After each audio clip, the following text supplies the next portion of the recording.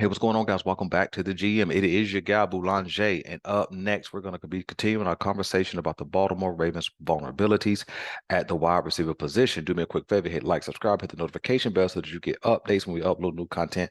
Let's go. So, I want to continue this conversation, man, because this video in particular is exactly what I wanted the GM to really be about. For my inner conversation about my teams that I like to become public, and it turns into a conversation. And that's exactly what the last video did. So I want to continue that conversation. The reason I want to continue the conversation because there was three main points of contention as people responded to me, whether people responded in the comment section or whether people responded in a private or direct message. 3 points of contention were that I wasn't a real Ravens fan. That I was the second one would be I was trying to uh temper enthusiasm.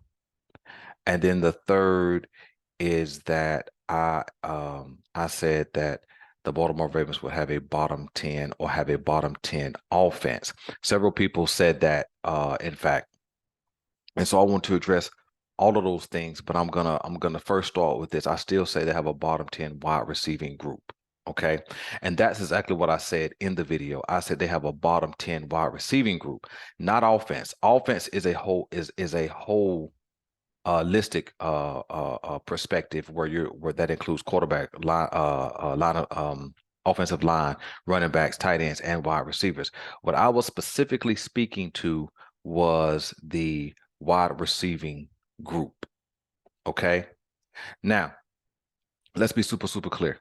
The wide receiving group is improved over what it has been in the Lamar Jackson era. It may be the better collection of talent since the Super Bowl years of Anquan, Jacoby Jones, and Torrey Smith. It may be, okay? But yet and still, even though it's better, it's still not an overwhelming great collection of talent. Now, I know that in the hands of Lamar Jackson, this group can be special. I understand that when Lamar Jackson is healthy on the field and playing, his offenses have averaged, 28 plus points per game when he plays. I understand that Lamar Jackson has a winning record at above 70% with less talented players. So no, the enthusiasm is still there. What I was specifically doing was addressing what's on the roster. You see, it's not authentic of me to come out and say, man, this wide receiver group is good. I can't say that. I can say based on paper, it's better. I can say on paper, it's well improved. I can say on paper, it has the potential. Potential hasn't happened yet. I can say it has the potential to be good. But as I look at it right now, with no games being played, it's a bottom 10 outfit. It just is. So Belanger, man, you crazy. You can't say that. What about Odell? What about Bates? See, let me explain. You see, I believe in current currency. Okay. And that kind of aligns with the moniker that what have you done for me lately? You see, the reason why I could ride hard for Lamar Jackson all off season until he got paid, until we knew that we had him as a Raven long term, is because I've seen this guy for 4.5 years. And I say 4.5 because that first season he didn't play but half the season basically, as it pertains as a starter. I've seen him do his thing with less talented weaponry. So I can afford him the benefit of the doubt because I've seen him do it. I've seen him, although the last two seasons were cut short, I've seen him put his team in position to be at the top of the AFC and in playoff contention with less talented players. So I can afford Lamar Jackson currency, right? But our wide receiving group, a lot of them I can't afford currency. Let's go deeper, okay? So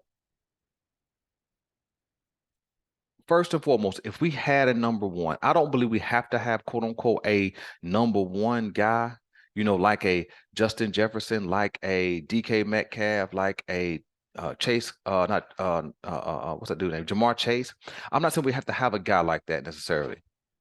But if we had to identify a number one receiver, that guy would be Odell Beckham Jr. Okay. Would you guys agree with that? Maybe, maybe not. But based on name and status, he would probably be identified as the number one guy. Well, the reason why I slide us into the bottom 10 status is because Odell Beckham Jr. brings no current currency. He brings no NFL currency from the previous year. Why? Because he did not play. You see, let me be clear. When I said we haven't seen Odell Beckham in almost 2 years, or maybe I'd stated 2 years, but that's a 2-year-ish.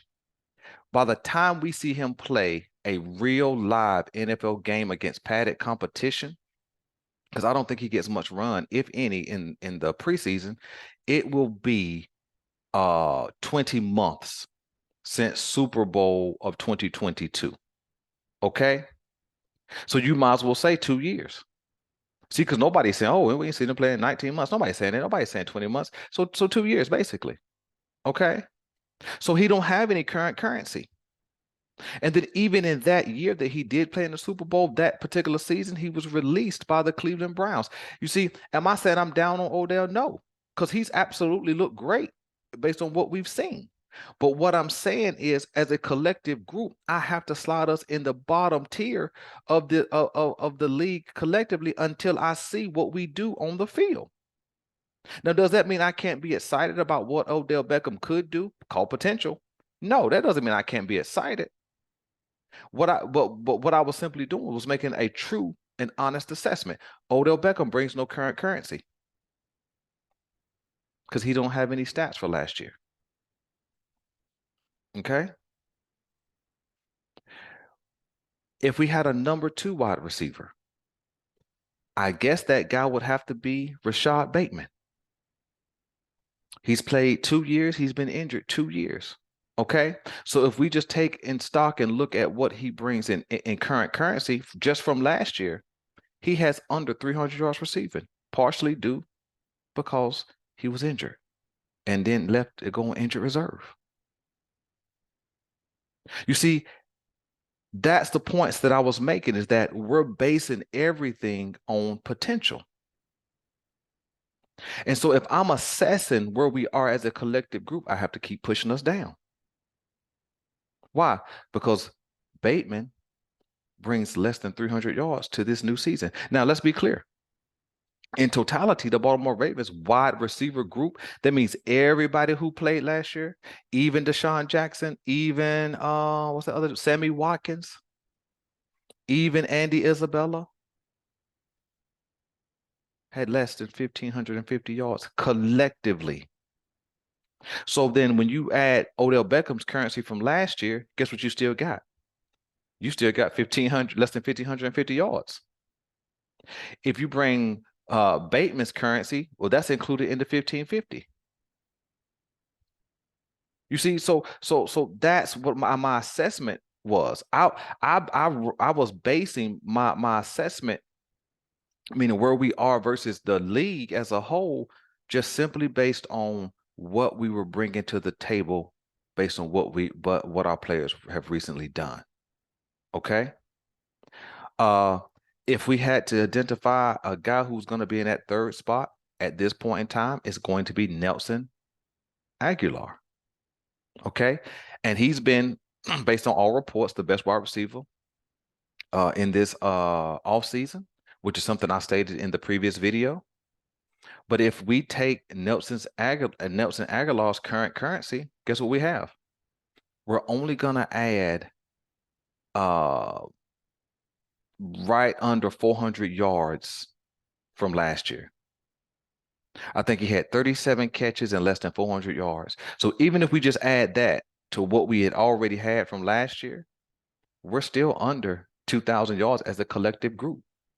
That's Odell, Bateman, Aguilar, okay? If we had a fourth wide receiver, and I'm not saying he's the fourth best wide receiver, I'm just saying I'm slotting him in there, will be Zay Flowers. Zay Flowers looks great on paper. He looks great coming out of college, but he does not have any NFL currency. Everything we're gonna base Zay Flowers on is what he could do, potential. And you guys know, just like I know, sometimes college guys don't translate exactly as they did in the college game. They don't translate to the NFL that way. And so what he performed well in college doesn't mean he's going to do that in the NFL. Okay? Am I saying I'm down on Zay Flowers? No, I'm not down on any of our wide receivers. I'm just saying as a collective group, we're a bottom 10 group. Why? Because some of these guys don't bring any currency. Okay. If I have to go below Zay Flowers, it'll be Devin Duvernay. Well, Devin Duvernay is already included in that 1550.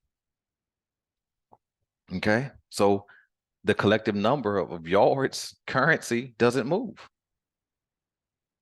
Okay. Now this may not be making any sense to anybody, but this is what I was thinking as I was thinking about what we really had in the wide receiver room. Is it better? Yes. 100%. It is better than what we've had in a long time, but it's still a bottom 10 group. You see, because Devin Duvernay's currency is already added into that 1550. And I know it's less than that, I believe. Okay. So if I had to add a sixth wide receiver, it would probably be Tariq Black. And I'm not sure if he brings, I didn't look up his numbers, but I don't believe he brings any NFL currency from last year. If he does, it's not much. But let's give him 150 yards just to say he has some numbers. Well, that just puts us a little over 2,000 yards. Laquan Treadwell, I'm not sure of his numbers, but let's give him 150, 200 yards. That still only puts us at about, let's push it to 2,300. James Prochet and Tylan Wallace would already be included in that 1550 number. Andy Isabella would already be included in that. And so when you really look at it, we have a lot of good names and we have a lot of potential. And I believe Lamar Jackson could unlock some of that potential. That's why the excitement should be there. The enthusiasm should be there. But I was given an honest assessment about the position. And if you guys are honest, you could see where I was coming from. You see, because even when you add all the guys up, we're still only at 2,300-ish. Okay. You see, my assessment about our wide receiver group is no different than my assessment about our running back group.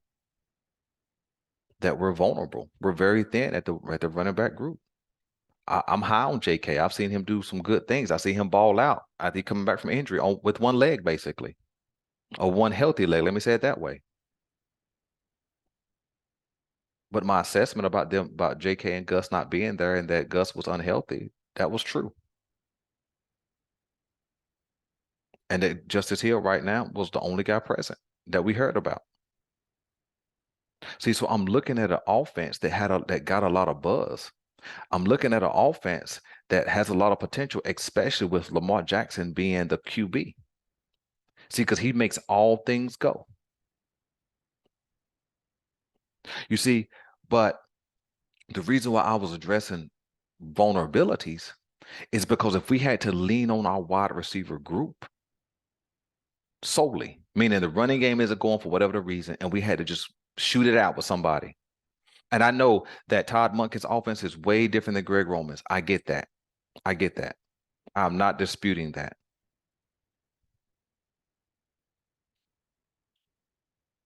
But there are running teams that had better numbers than us, for sure.